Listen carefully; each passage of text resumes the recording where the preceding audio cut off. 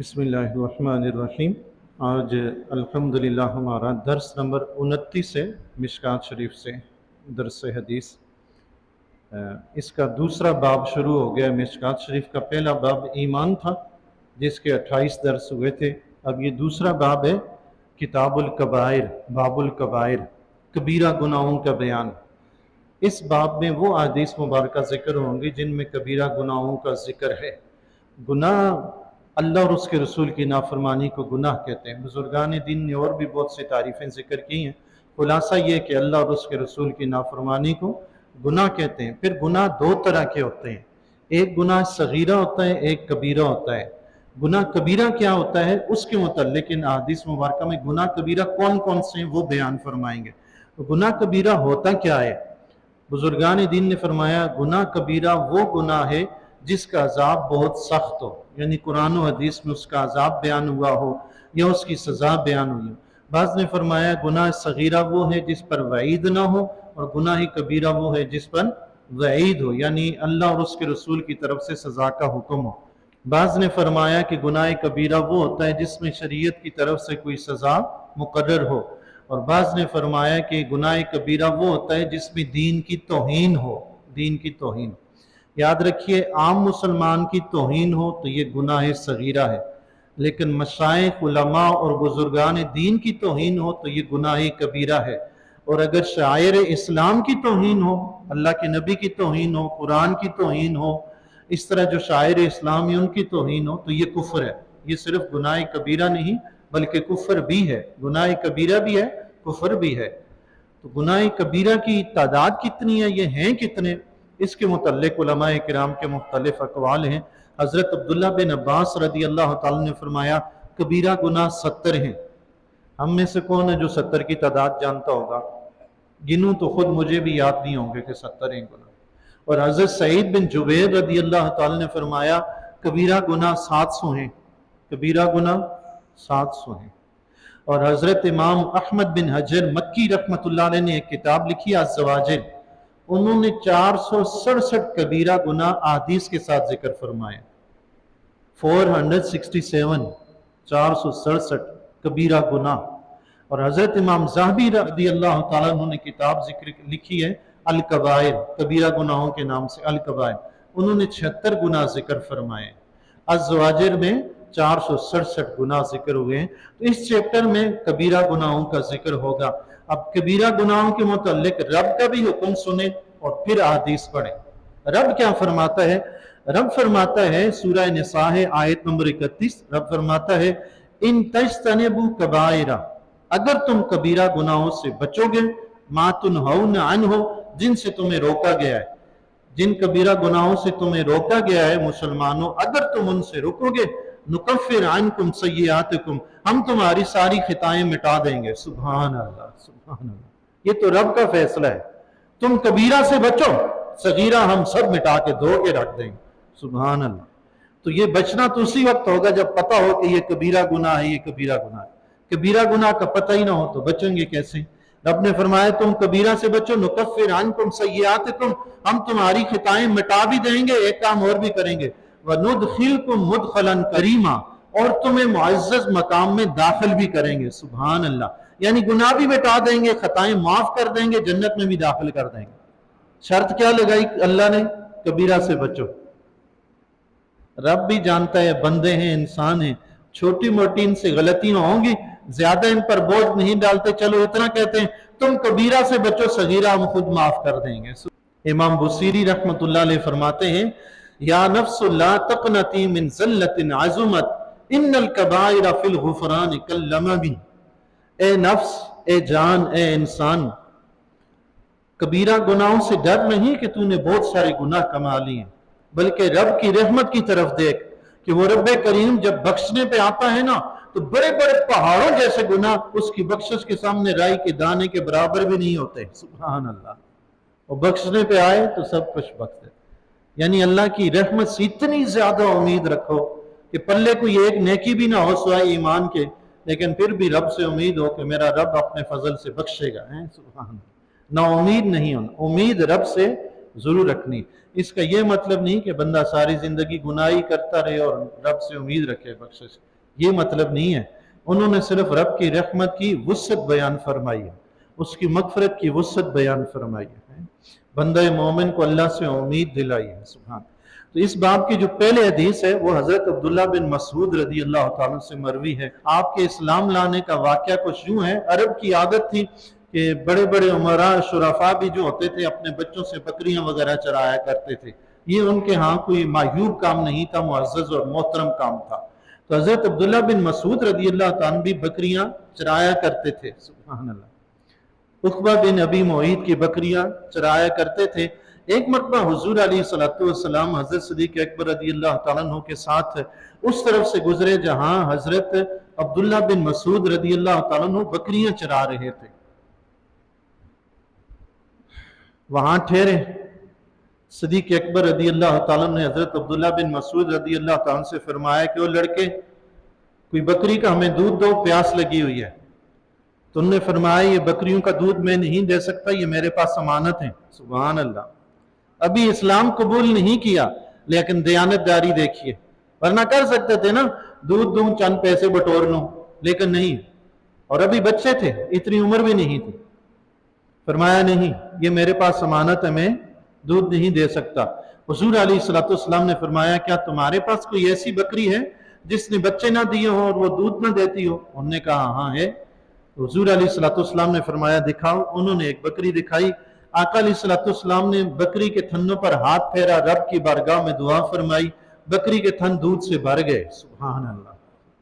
صدیق اکبر رضی اللہ تعالیٰ نے بکری پکڑی، ایک طرف لے کر گئے، دودھ دو کر لائے. حضور علیہ السلام نے بھی پیا، صدیق اکبر رضی اللہ تعالیٰ نے بھی شکم سیر ہو کر پیا، حضرت عبداللہ بن مسعود رضی اللہ تعالیٰ نے بھی پیا. تو آقا علیہ السلام نے پھر تھنوں کو ہاتھ لگا کے فرمایا کہ جیسے پہلے خشک تھے خشک ہو جاؤ. تھن دوبارہ خشک ہو گئے. حضرت عبداللہ بن مسعود رضی اللہ تعالیٰ نے جب اپنی آنکھوں سے یہ معجزہ دیکھا تو آقا علیہ السلام کی بارگاہ میں عرض کرنے لگے جو کچھ آپ جانتے ہیں مجھے بھی سکھا دیں، مجھے بھی تعلیم دیں. آقا علیہ السلام نے فرمایا فرزند تم تو تعلیم یافتہ ہو. سبحان اللہ. اور اسلام سے آشنا کر دیا. سبحان اللہ. دامن اسلام میں آ گئے. اللہ اللہ.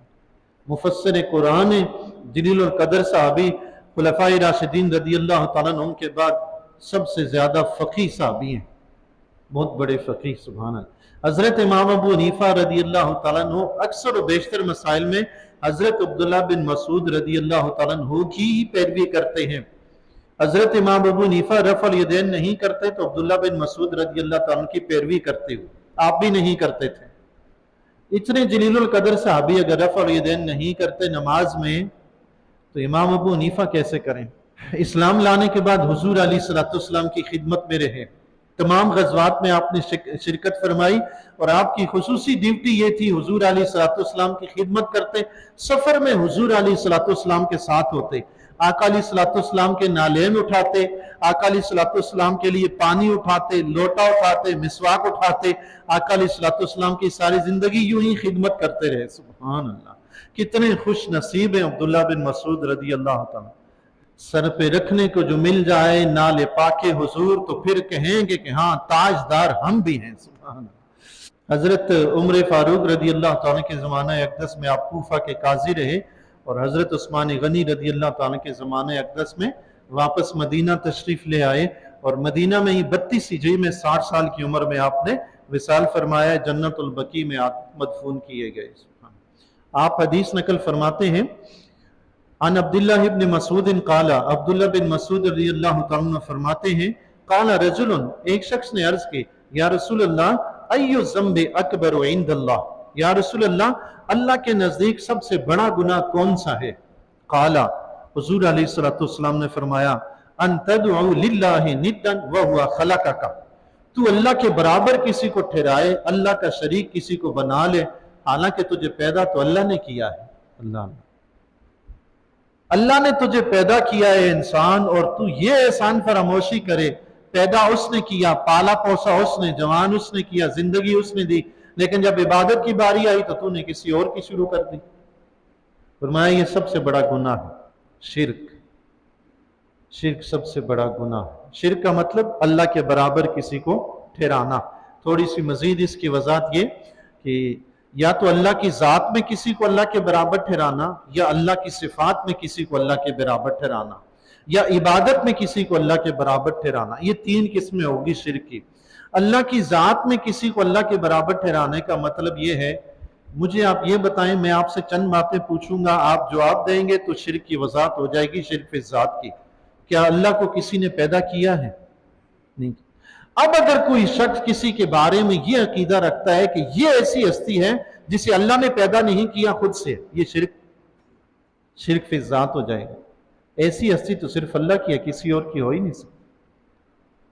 ये शिर्क फिल ज़ात है। जिस तरह अल्लाह का वजूद है, अव्वल से है, हमेशा रहेगा, इस तरह किसी और के लिए कोई कहे कोई और भी ऐसी हस्ती है तो ये शिर्क हो जाएगा। कोई मुसलमान ऐसा अकीदा रखता है किसी के बारे में? नहीं रखता। खुदा का शुक्र है कोई भी मुसलमान शिर्क फिल ज़ात नहीं करता। दूसरी बात है शिर्क फिल सिफात। इसमें थोड़ी सी वजाहत यह है, अल्लाह तबारक व तआला की कुछ सिफात ऐसी हैं जो किसी दूसरे पे बिल्कुल नहीं बोली जा सकती, और कुछ सिफात ऐसी हैं जो दूसरे पे बोली भी जा सकती हैं मखलूक होने के लिहाज से। मसलन आप देखें ना, ये एक छोटी सी मिसाल दूं, अदालतों में जाते हैं, अगर आप जाते नहीं, अल्लाह आपको ना लेकर जाए, मेरी दुआ है कभी भी आपको ऐसा मौका पेश ना आए कि अदालतों में जाना पड़े। लेकिन सुनते तो रहते होंगे ना, अदालतों में जज भी होते हैं, कुछ और भी होते हैं, उन्हें क्या कहते हैं?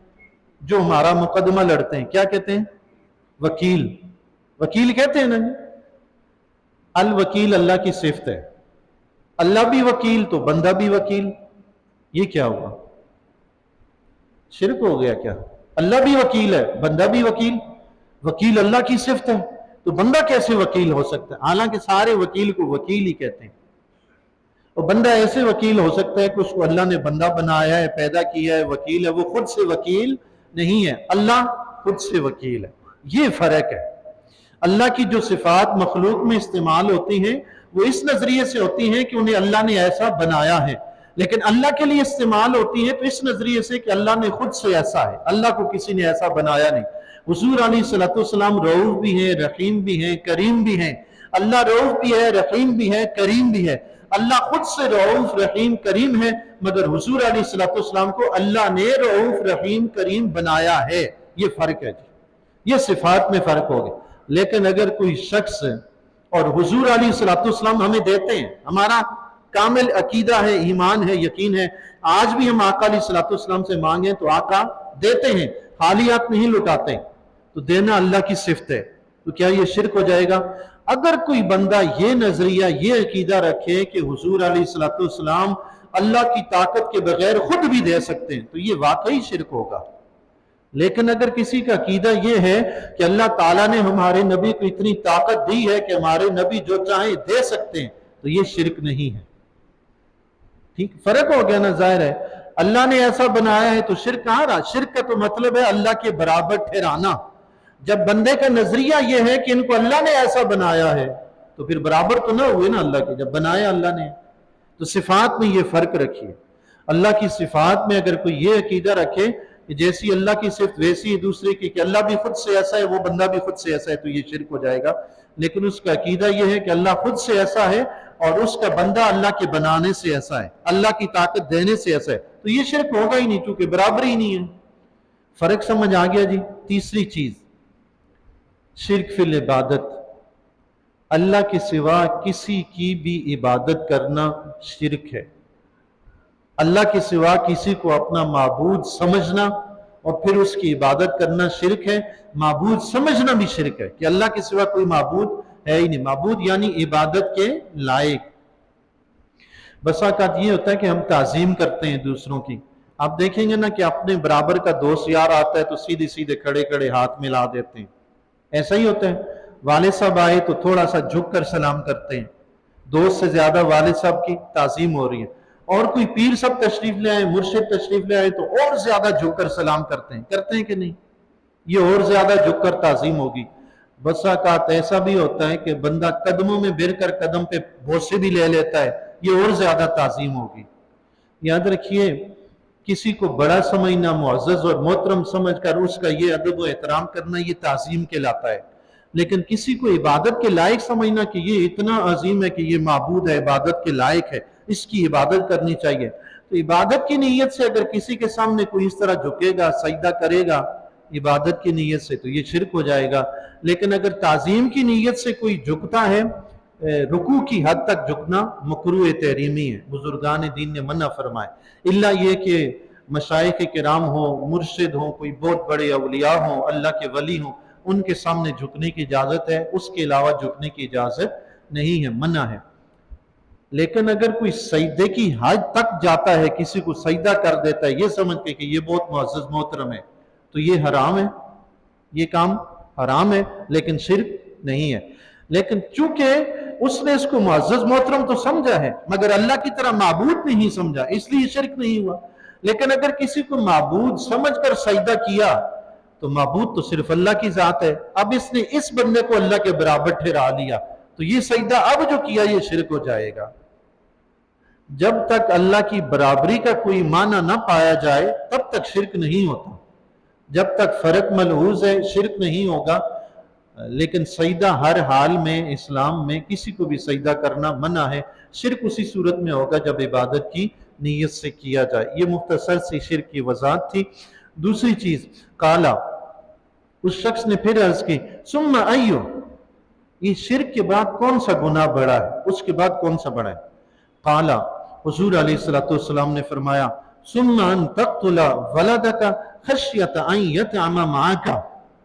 हुजूर अलैहिस्सलाम ने फरमाया, शिरक के बाद ये गुनाह बड़ा है कि तू अपनी औलाद को इस वजह से कत्ल कर दे कि वो तुम्हारे साथ खाना खाएगी, इस खौफ से कत्ल कर दे कि मैं गरीब बंदा हूं, मुफलिस हूं, अपने अखराजात पूरे नहीं होते तो इनके कौन पूरे करेगा, पकड़ के कत्ल कर दिया। आजकल ऐसा हो रहा है कि नहीं हो रहा? इस शिरक के बाद बड़ा कबीरा गुनाह है, सबसे बड़ा।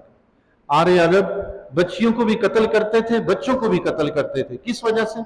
मुफलिसी के डर की वजह से।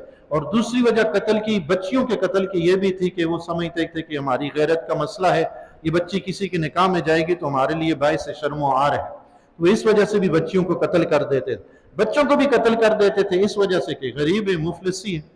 अल्लाह तबारक व तआला सबको अपने वसी खजाने से वसी रिज़्क़ अता फरमाए जी। मुफलिसी इंसान को बहुत दूर तक ले जाती है, मुफलिसी इंसान से चोरी करवाती है, मुफलिसी इंसान को डाकू बनाती है, मुफलिसी इंसान को कातिल बनाती है, मुफलिसी इंसान को काफिर तक बना देती है। कई लोग इस वक्त दीन इस्लाम से मुनहरिफ अपनी गुर्बत की वजह से, दुनिया की लालच की वजह से हुए। अल्लाह ताला इससे अपनी हिफ्ज़ व अमान में रखे, अपनी पनाह में रखे। मुफलिसी एक इतनी बड़ी आजमाइश है। तो हुज़ूर अलैहिस्सलाम ने फरमाया, बच्चों को रिज़्क़ के डर की वजह से कि खर्चा कैसे पूरा करें, कत्ल करना बहुत बड़ा कबीरा गुनाह है शिरक के बाद। कुरान करीम में रब्बे करीम ने फरमाया, वला तक़्तुलू औलादकुम खश्यत इमलाक, मुफलिसी के डर की वजह से औलाद को कत्ल ना करो कि इनका खर्चा कौन पूरा करेगा। नहनु नर्ज़ुकुहुम व इय्याकुम, उन्हें रिज़्क़ हम देते हैं और तुम्हें भी हम देते हैं। रब ने फरमाया, ये तुम्हें किसने कहा कि बच्चों का रिज़्क़ तुम पूरा करोगे, ये तो हम देते हैं। और ये भी तो सोचो, तुम इतने पल बढ़ के जवान हो गए, मर्द बन गए, तुम्हें किसने पाला पोसा? फरमाया तुम्हें भी रिज़्क़ हम देते हैं, इनको भी हम देंगे। तो मतलब बंदा अल्लाह पर यकीन रखे, भरोसा रखे, अल्लाह के फजल करम से रब्बे करीम रिज़्क़ देता है। हज़रत बिलाल दाना रहमतुल्लाह अलैह को खलीफा हारूनुर रशीद ने, हज़रत श्री शक्ति रहमतुल्लाह अलैह ने एक कब्रिस्तान में मट्टी में लोट पोट होते हुए देखा।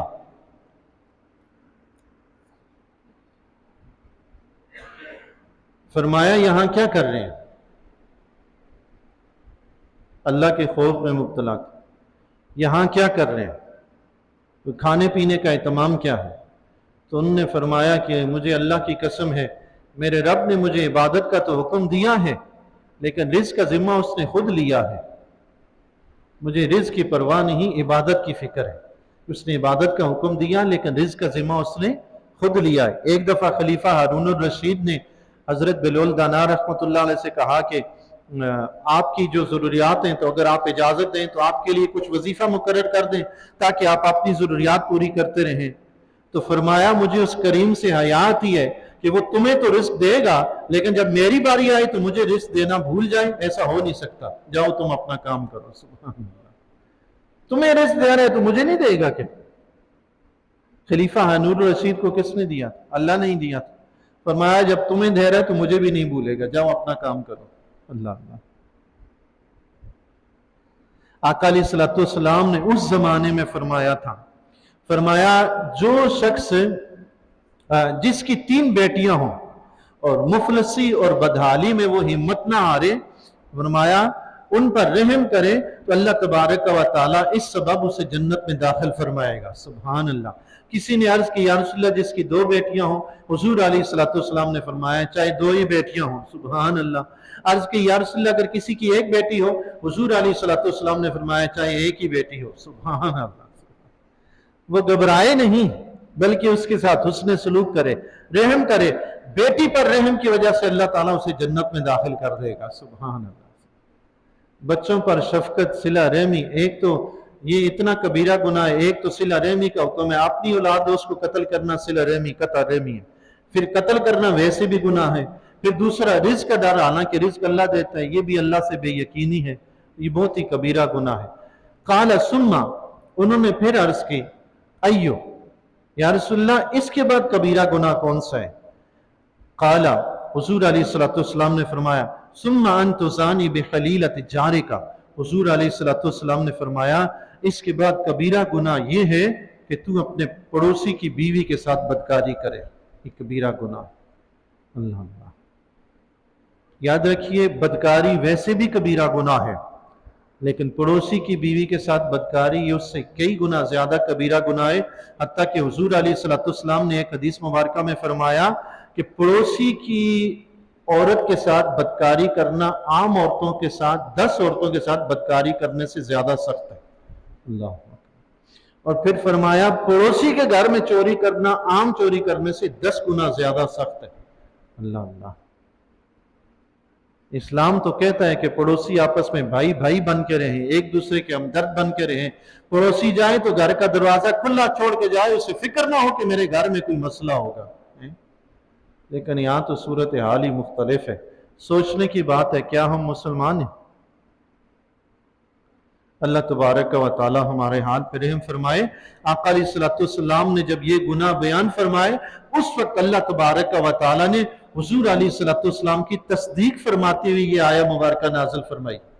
रब ने इरशाद फरमाया वल्लज़ीना ला यदऊना मअल्लाहि इलाहन आखर, वो लोग जो अल्लाह के साथ किसी और को माबूद नहीं ठहराते, वला यक़्तुलून नफ्स अल्लती हर्रमल्लाहु इल्ला बिल हक़, और ना ही किसी ऐसी जान को कत्ल करते हैं कि उसका कत्ल करना अल्लाह ने हराम किया, इल्ला बिल हक़, मगर हक के साथ।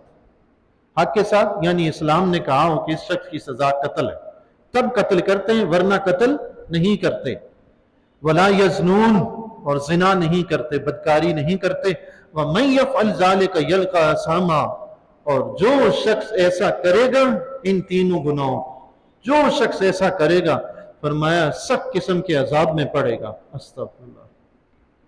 और मजीद फरमाया, इसी से अगली आयत फरमाया युदाअफ़ लहुल अज़ाबु यौमल क़ियामत, क़यामत के दिन उसके लिए दुगना अजाब होगा। शिर्क करने वाले के लिए, नाक कत्ल करने वाले के लिए, और बदकारी करने वाले के लिए। रब ने फरमाया क़यामत के दुगना अजाब होगा। व यख़लुद फ़ीही मुहाना। अच्छा, फी हे आता ना, आप पूरे कुरान में आप पढ़ें, फा याजिर फी हाजिर हे आता है पूरे कुरान में आपने, लेकिन इस जगह पे हा के नीचे खड़ी ज़ेर है। पूरे कुरान को आप पढ़ें, सिर्फ इस जगह पे हा के नीचे खड़ी ज़ेर है, फी ही मुहाना, उसमें हमेशा पड़ा रहेगा। उलमा किराम ने फरमाया कि यहां खड़ा ज़ेर ही बताकर अजाब की गिराई और सख्ती की तरफ इशारा किया गया कि बहुत सख्त किस्म का अजाब होगा और जहन्नम की गिराई में गिराया जाएगा। अस्तग़फिरुल्लाह। ऐसा शख्स कैसा? जो शिर्क करता है। खुदा का लाख शुक्र है कि हम मुसलमानों में कोई जाहिल से जाहिल मुसलमान भी मुशरिक नहीं है, खुदा का लाख शुक्र है। और दूसरा गुनाह किसी को नाहक कत्ल करना, यह भी अल्लाह का शुक्र है कि हमें अल्लाह तबारक व तआला ने इन गुनाहों से बचा के रखा है, नाहक कत्ल करने से भी। और जो लोग आजकल करते हैं, आप देखते हैं आए दिन कोई ना कोई कत्ल हुआ होता, आए दिन। अल्लाह ताला माफ करे। कुछ अरसा पहले तो कराची में बेइंतहा की कत्ल गारत गरी थी। दुनिया में उन्होंने जो कुछ करना था सो कर लिया, कुछ तो चले गए होंगे, قبر میں مزے لے رہے ہوں گے جو کچھ کرتوت کر کے گئے ہیں، جو باقی رہ گئے تو اگر توبہ نہ کی تو وہ بھی انشاءاللہ نپٹیں گے۔ دل جلا ہوا ہے جی ایسے لوگوں کے لیے، اپنے حکمرانوں کے لیے اور معاشرے کے بدماش اور غنڈے لوگوں کے لیے دل جلا ہوا ہے۔ اکثر و بیشتر دل سے بد دعائیں نکلتی ہیں، لیکن زبان پر اس لیے نہیں لاتے کہ آقا علیہ السلام کی امت اللہ سب کی مغفرت فرمائے۔ اور زنا، بدکاری، اس پہ بھی اللہ کا شکر ادا کریں، اس پروردگار نے ان بڑے گناہوں سے بچا کے رکھا ہے۔ ایک ہی حدیث آج اس چیپٹر سے آپ کی خدمت میں ذکر کی ہے، آئندہ انشاءاللہ مزید کچھ حدیث مبارکہ ہے جس میں کبیرہ گناہوں کا ذکر ہے۔ کوشش کروں گا کہ جو حدیث رپیٹ ہوتی ہے اس کو ہم بیان نہ کریں، جو نئے نئے گناہوں کا ذکر ہوتا ہے ان کو ہم ذکر کرتے رہیں۔ اور عرض یہ ہے کہ اگر ہو سکے تو الزواجر جو امام احمد بن حجر مکی رحمۃ اللہ علیہ نے 467 کبیرہ گناہوں پر مشتمل کتاب لکھی ہے، اس کا ترجمہ المدینہ العلمیہ نے 2 جلدوں میں کیا ہے، وہ جہنم میں لے جانے والے اعمال کے نام سے۔ اگر ہو سکے تو وہ دونوں کتابیں خرید لیں، خود بھی پڑھیں، گھر والوں کو بھی پڑھائیں، تاکہ پتہ چلے کہ کبیرہ گناہ ہوتا کیا ہے، اور رب کے فرمان کے مطابق تم کبیرہ سے بچو گے تو صغیرہ ہم خود معاف کر کے جنت میں داخل کریں گے۔ سبحان اللہ۔ اللہ سے دعا ہے جی جو کچھ پڑھا سنا اس میں کوئی غلطی کوتاہی ہوئی اپنے پیارے حبیب علیہ السلام کے وسیلہ جلیلہ کے طفیل ہمیں معاف فرمائے اور صراط مستقیم پہ چلنے کی توفیق عطا فرمائے۔